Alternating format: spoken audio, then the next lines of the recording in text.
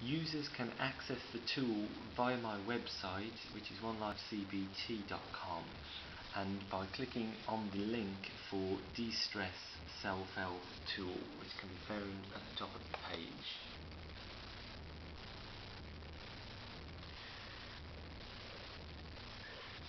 When you sign in to the tool, you will be presented with the following page in an attempt to establish your personality.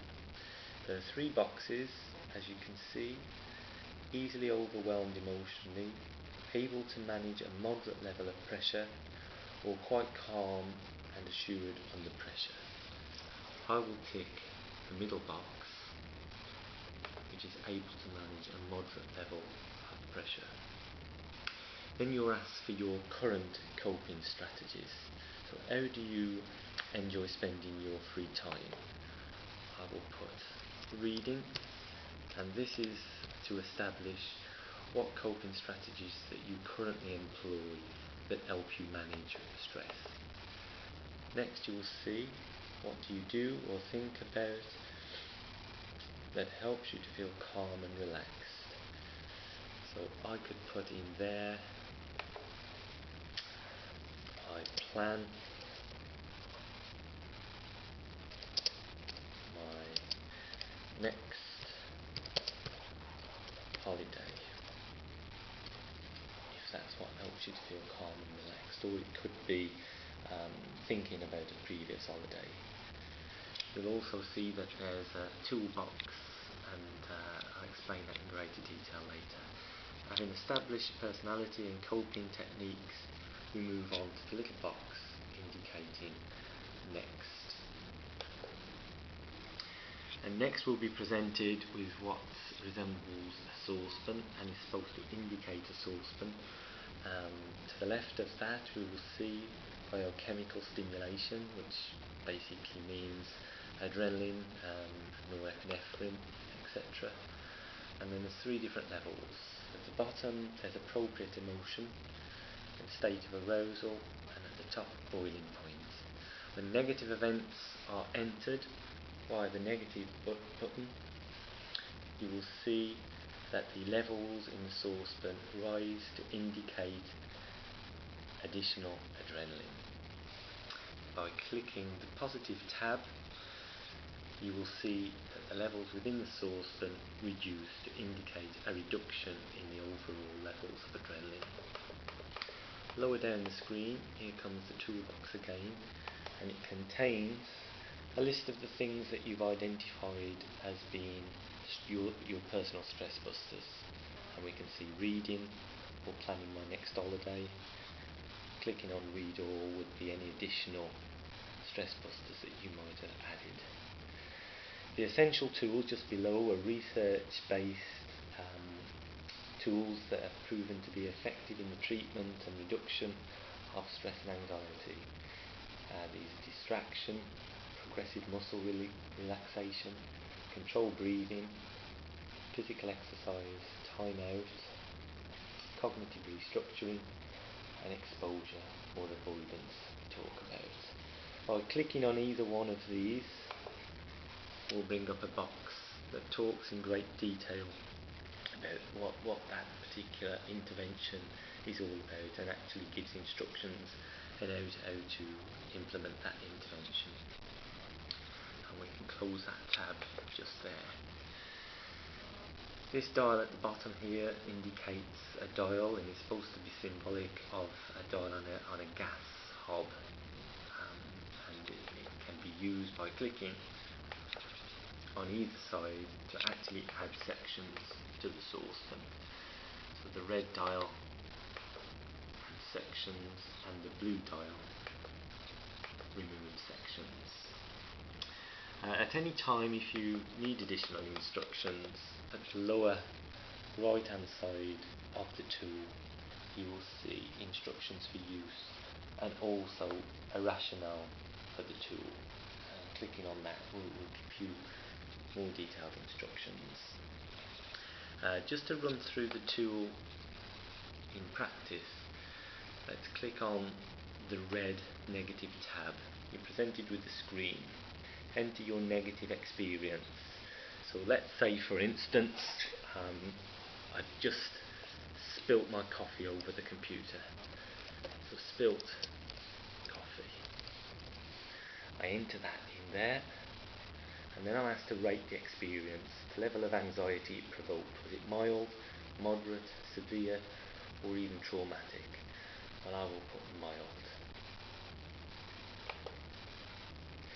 Experience date, and that would be today's date, being the 16th. Once that's entered, move to the Submit tab and click on that, and you'll see that sections within the saucepan have actually been added.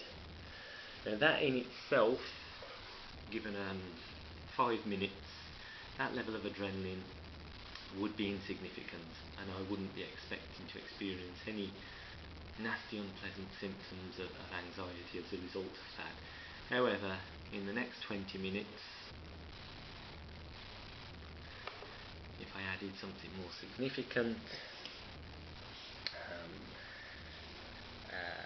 an error in my bank account,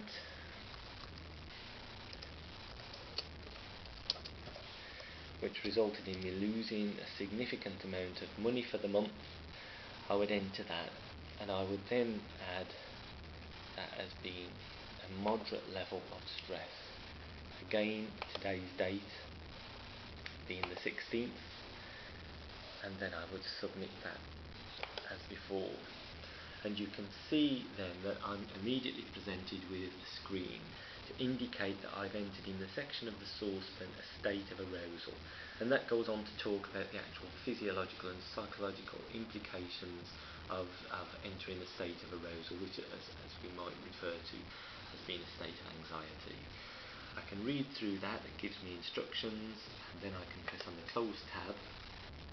I can see then from the saucepan I've got quite a high level of adrenaline in my bloodstream, and as just instructed, I could expect various different psychological and physiological symptoms, and the instructions did indicate that I might want to refer to my toolbox and choose a particular form of distraction or intervention that is particularly helpful.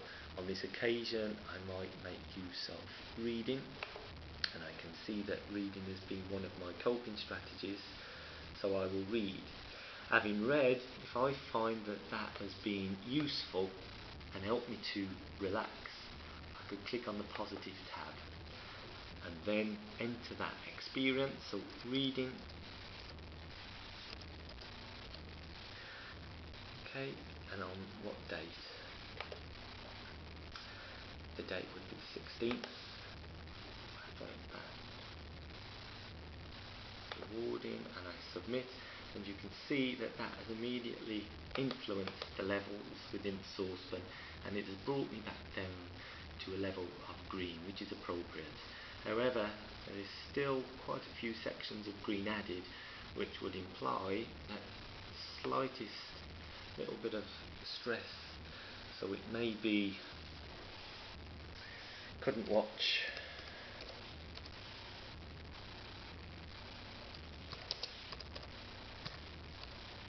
football as my wife was watching a different programme. Now that may be a mild level of stress. On the 16th again, I will submit that. However, because it was, even though it was a mild level of stress, because I was quite high in the green zone, which indicated that I'd experienced quite a number of stressful events, however mild in that day, it takes me back into the amber. And it gives me instructions about what that might mean to me, and it might mean that I behave quite irrationally. If there'd been one major event that had caused this amount of stress, I could probably understand why I may become verbally aggressive when someone asks me quite a basic, providing me with quite a basic demand.